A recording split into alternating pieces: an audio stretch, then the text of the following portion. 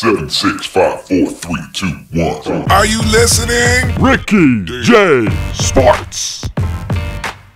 What is going on, my fellow YouTubers? This is Ricky J, baby, from Ricky J Sports, and welcome to my new series called Watch Me Lose. Oh yeah, and what I'm gonna do is show you guys fights where I lose, and I want you to give me your insight, give me your tips on what you believe I should have done in order to get the victory. So let's sit back, relax, and watch some fights where I lose. All right, here we go.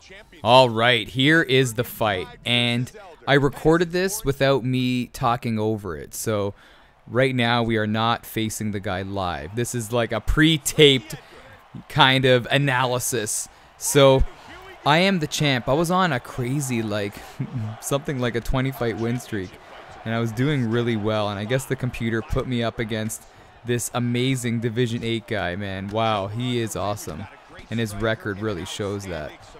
So we're starting out here. I'm doing my typical belly tickle and then go up high, and then, wow, this is what caught me off guard.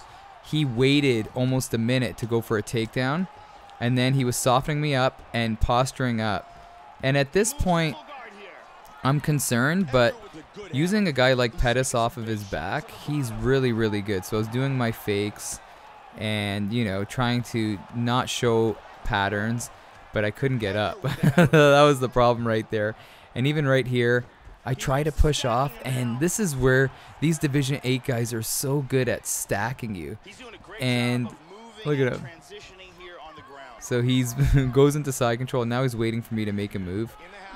I couldn't believe I got into half guard there. But again, same sort of pattern where he's posturing up in half guard. And then I managed to get the flipperoonie. Yeah, I wasn't going to go down without a fight. And at this point, I'm like, what do? Do I fake? I want to get back to my feet, but you don't want to show your hand, man. You don't want to show this guy that you're not willing to grapple and to keep it on the ground. And at that point, when I was thinking too much, he reversed me. And then we're back to this similar position.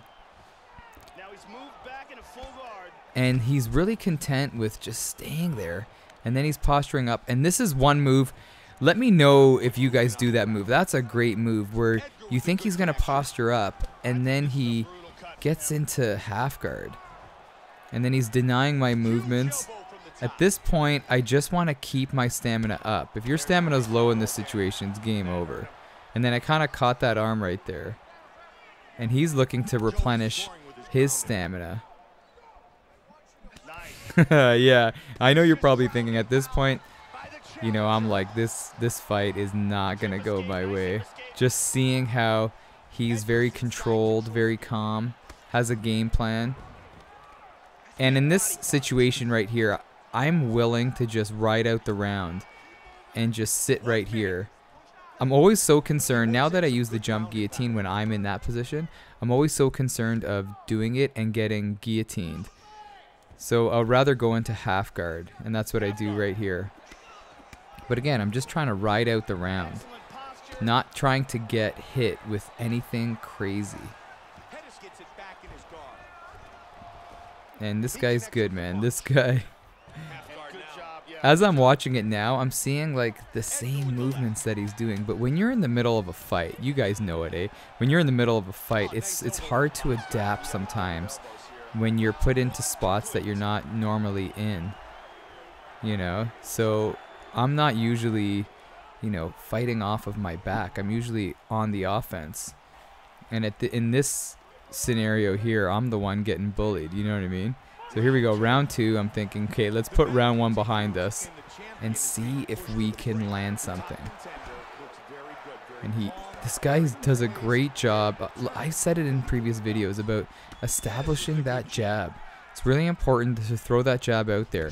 It stifles your opponent's combos. It stops them in their tracks.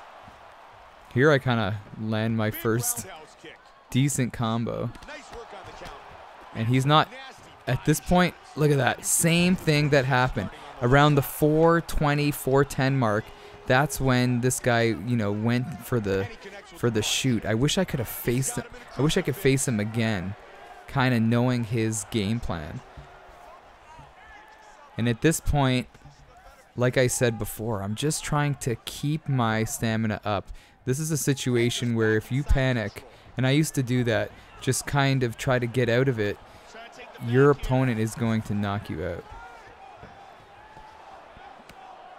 So again, same patterns, doing his thing. Oh, I'm really surprised I got out of that. But what would you do right here? This is the problem I was having all fight. See, I'm trying to get up, and then he negates it by getting into the stack. And then at this point, he's going to push my legs aside and get into side control.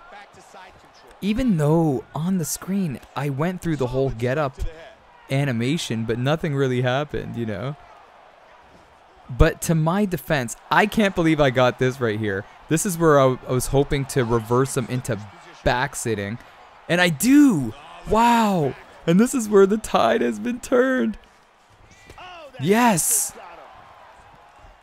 And then, see, looking back on it, I should have just kept him in that position and tried to work from there. Because now this guy's just looking to take me down. He's scared to stand with me. He's scared to stand with me. When he sees a guy like Pettis, he is scared to stand. And typically, guys that use Edgar are just boxers, man. This guy's just trying to outbox me. But he's using his hands to disguise those takedowns and clinches. And he's doing a great job tickling up the belly and blocking the head.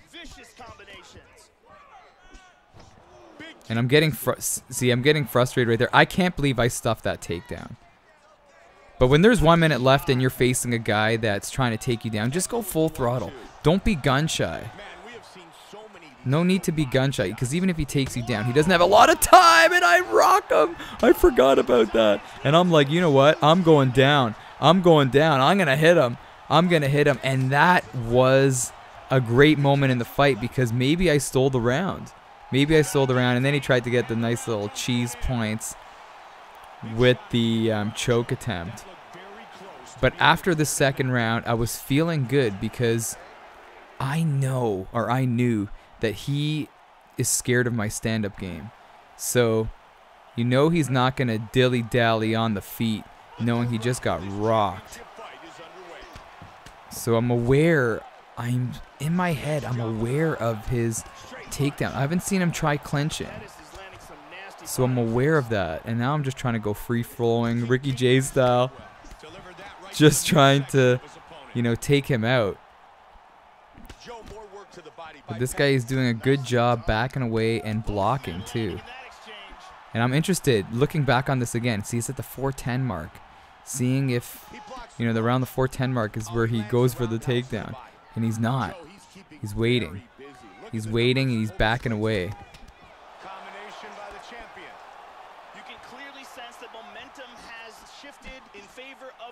Yeah, listen to Rogan. I had to wait there because Rogan was saying that it's shifted my way. Oh, and what a takedown.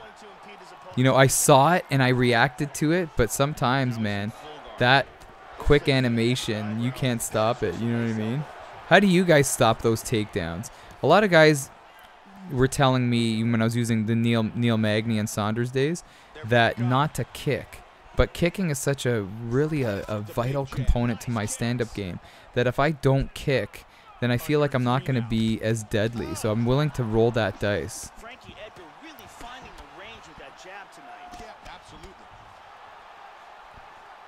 And at this point, just looking at it, taking a back seat, he does have the stamina advantage.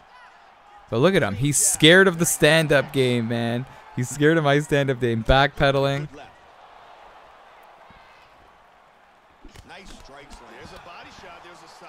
Tickling the leg.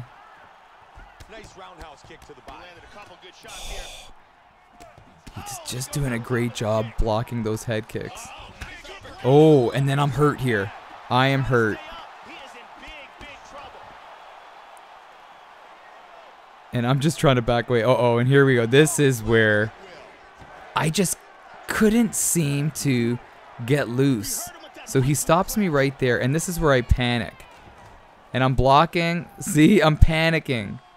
I know what you guys are going to say, but I just I'm in fear of the overpowered. Look at that clench right there, and I'm in La La Land, trying to get out, trying to survive, and I'm just trying to get into a spot where he's not gonna hit me in the head. And he's posturing up. And that is the end of it, man. That is the end of it. So let me know in the comment section below what I could have done, man. What I could have done to get past this guy. He was good. He was great. And let's start a dialogue. All right, people? This is Ricky J, baby, from Ricky J Sports. You guys are the best. And you are awesome.